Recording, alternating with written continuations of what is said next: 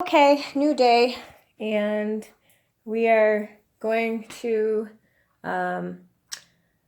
tape up everything again. I didn't get that far last night, so I got the door sealed off now, and all the taping is done. You can't go through this door anymore.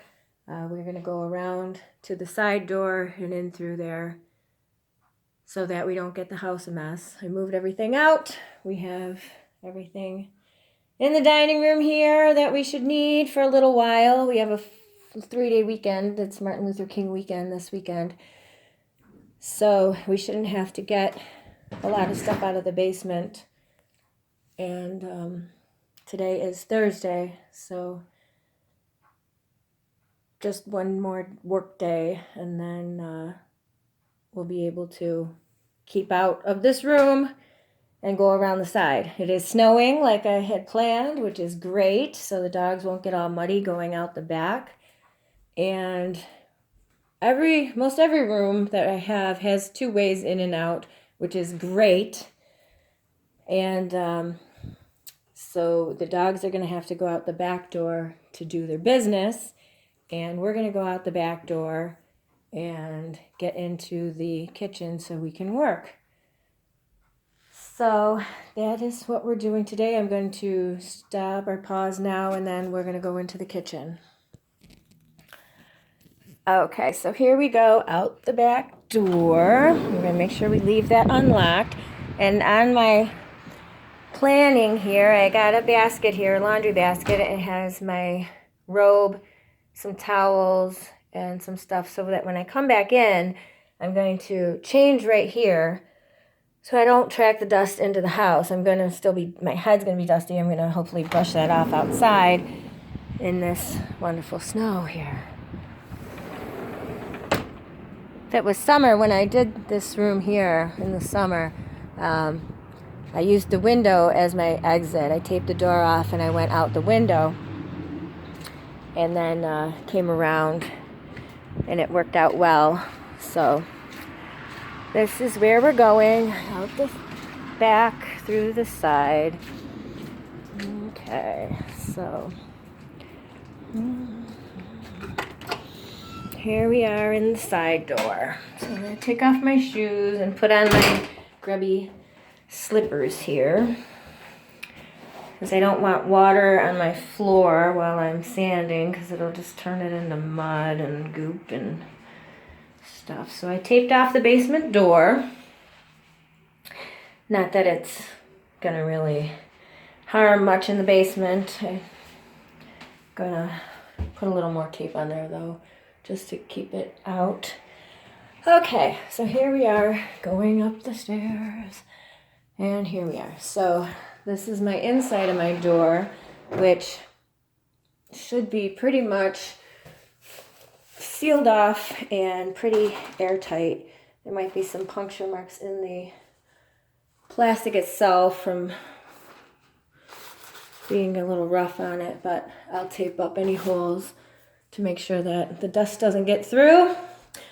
Okay, so I'm going to start in this room, and we're going to work that way. I did spackle and caulk up there. Needs a little bit more, and I'll do that a little bit more.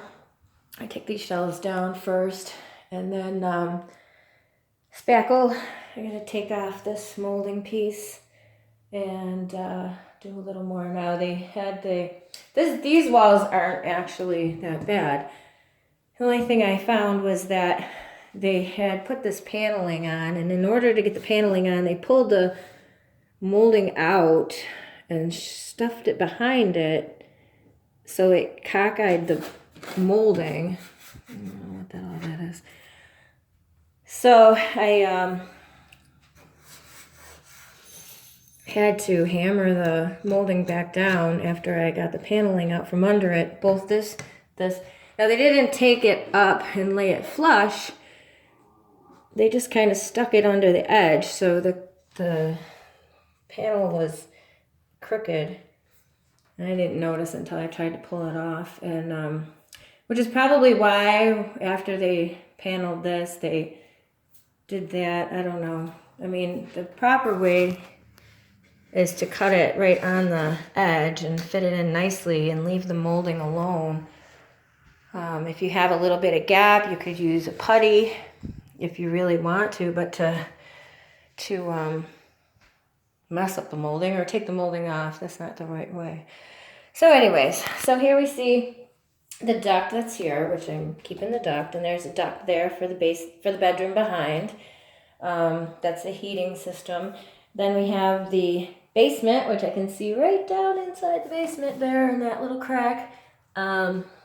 So I'm going to clean all that up, and that is the floor that when you look up from the basement that you see, this wood here.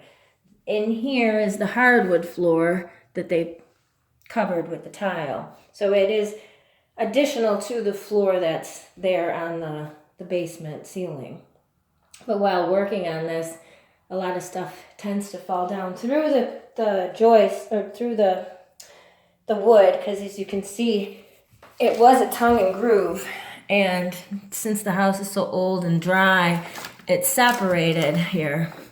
So what I'm probably gonna do is, since it's not that big of a gap, I'm probably just gonna caulk these little areas that have gaps so that the dirt doesn't fall down. Somehow somebody got this through the basement floor, and unless this was from the other room, and it was that great stuff to try and seal whatever hole was there down there. It was probably a knot that had fallen out from being dry. So there you have it. So even though it's dirty and everything, we can see that the wood is still really good condition, normal shrinkage like you would expect after so many years, and the wall's not in bad shape. Got the tool marks as expected from the original plaster, but the paneling really has preserved the wall well, and we're gonna clean it up and make it look like this part of the wall, and then of course paint it all the same color.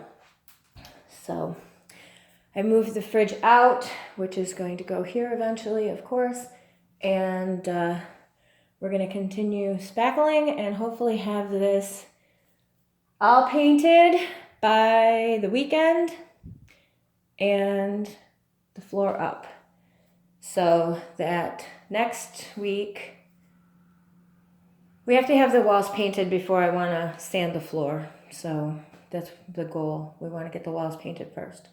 So that's what we're doing. Okay, we'll check back tomorrow.